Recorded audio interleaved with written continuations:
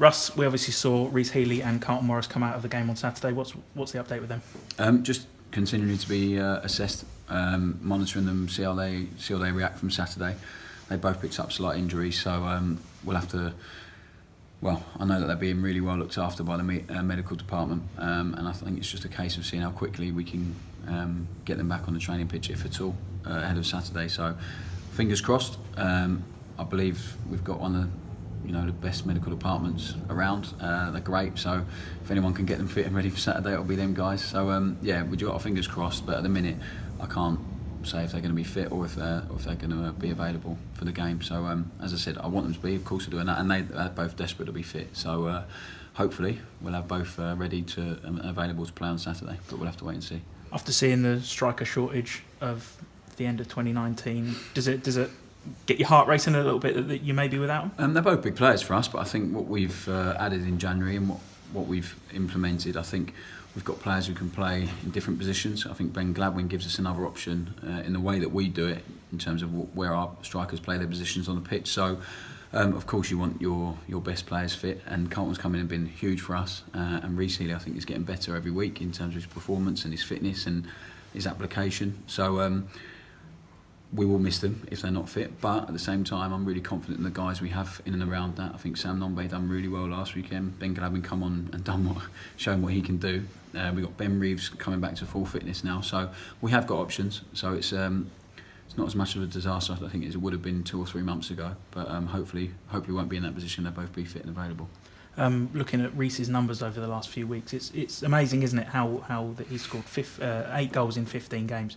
He's become a massive part of the team again. Yeah, and I think what the most pleasing thing for me with Reece is it's been his approach to training, his approach to wanting to improve into what we're doing, the way he's bought into it and the intensity he's approaching it. I think he's become, I think he'd tell you himself, in terms of professionalism, he's really upped his game, which was what I was really demanding of Reece the first couple of weeks, and I'll be honest, I didn't know which way it was going to go. I think we took him out of his comfort zone early on, but he's answered everything and he's been phenomenal. He wants to learn, he wants to improve.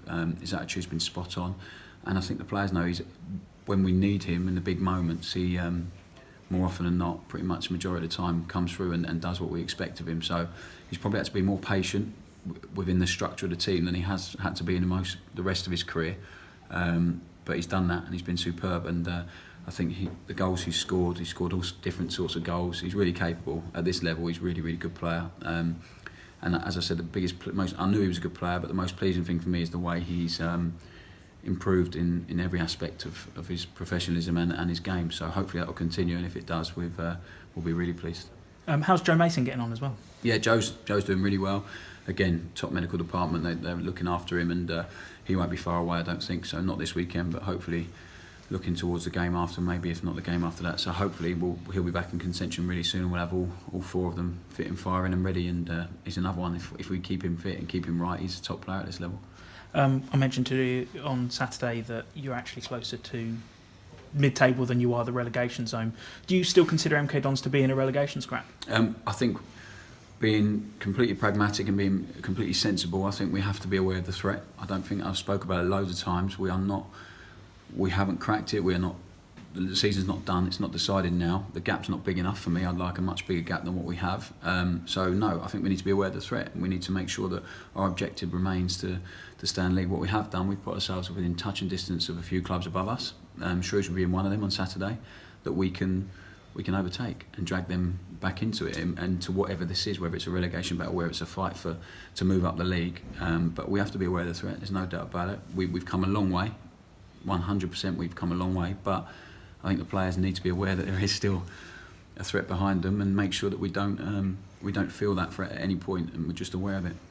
Is it a case where you can get to maybe March and say, okay, no, we're not, or is it just going to be a case of until the end of season? I hope so. If we're in that point in March, then we've done really well through February. And do you want me to keep reminding you after games where you are? Exactly. Yeah.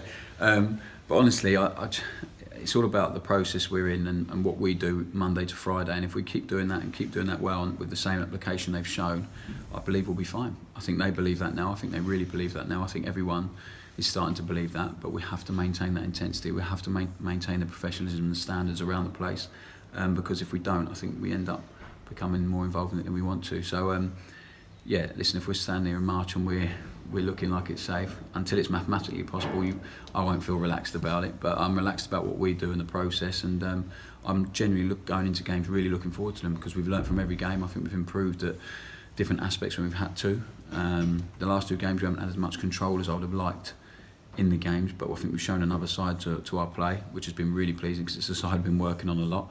But we have to keep going back and keep refreshing stuff we worked on 6-7 weeks ago now, and we haven't had time to get back round to. So it's about continuously trying to improve on what we do, and if we do that, I have a firm belief that we will be okay, and we'll hopefully keep dragging teams back in and climbing over them. Feels like it's been a long time since we've been on the road, but 2 big away games coming up, and they'll provide different challenges, won't they? Yeah, they are. They're 2 tough games. Two teams with Lincoln especially with good home form. Shrewsbury are a good team, and they can compete with anyone. All of their games have been really tight, 1 goal swing either way, which tells you they haven't conceded that many goals. They defend well, so it's going to be a tough game. I'm aware of that. Both games, we need an away win. We need to turn our home form, and we've had some really good performances away from home. I'm thinking about Doncaster away, we should have won the game. Burton away, we should have won the game. So, and out of them we only get 1 point. So we need to make sure we replicate those performances, get as much control in the game as we do here, and try and dominate a game like we do here, which we have done away from home, just not got the result. So we need to turn that into a result now, and that's maybe showing the other side of the game that we've shown in the last 2. So lads need to believe that, they need to build on that resilience, that robustness that we've shown, and if we do that, I'm confident we can get results in the next 2 games, and that's what we're going there for. We're going there to win games of football. It's as simple as that. We're not going to go there and set up any differently to any other game we've approached. So yeah, I'm looking forward to it. I think after the last 2 results, I think the players will be as well. I mean, you'd be desperate. Well, the Premier League clubs would be desperate for you if you knew the answer to this one. But is there a secret to winning away from home compared to winning at home? I think for us, it has to be about approaching it exactly the same way as we do at home. What changes is maybe the pitch dimension a tiny bit and perceived pressure from the away fans. I think we have to cope with that better, and I think. Listen, there is no magic, but for me it's trying to make sure the players believe that it's no different to a game here at Stadium MK, and approach it in exactly the same way. And I think we need to try and turn the away games into home games as much as possible in terms of control and dominating the game, and trying to impose and dictate the tempo and the style of the game into what we want it to be. I think we've got players capable of that. I think we've shown that, and now I think it's time for us. We need to get a result and make sure that we put less pressure on our games here. You mentioned dragging Shrewsbury back into it. I mean, they're right there, aren't they? Right there for the taking. They've had patchy form of late. You know, what do you make of their season so far? I think they showed it at the first game of the season here. They're really strong. They're really resolute. They defend with their lives. They're organised. They're tough to break down. They've had an indifferent run of form, but they've shown they're really capable in some games as well. Especially Liverpool at home. They can compete with top teams in this league, and they have done. So.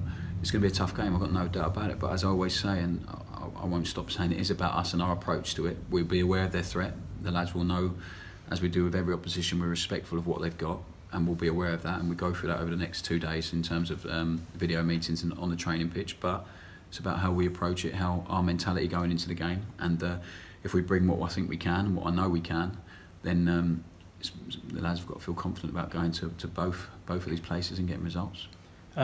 We're about to speak to Jordan Houghton. We've spoken about him quite a lot recently, in his seems like his performances have taken another step up. How important is he to your side? I love Jordan Houghton. Simple as that. Well, Valentine's Day is coming up. Yeah, I'll send him a card. I love him as a person and as a football player. I think he. I really believe in him as a player. I don't think he showed at times at the start of this season what a good player he can be. I think he needs to be confident. I think he needs to feel. Valued, and I think he knows how much we do value him and how much responsibility we've given him. It's not easy in a position we're in the league, and I spoke about this before with him and Lee Nichols, especially in the 2 centre halves in terms of how we want to play. But Jordan is that guy in the middle of the pitch where we're asking him to take a hell of a lot of responsibility, and he's taking it on brilliantly. And I've got so much respect and pride in it that he's doing that and doing it so well and showing everyone what a good player he can be. I think he needs to believe in himself a bit more. I think he needs to.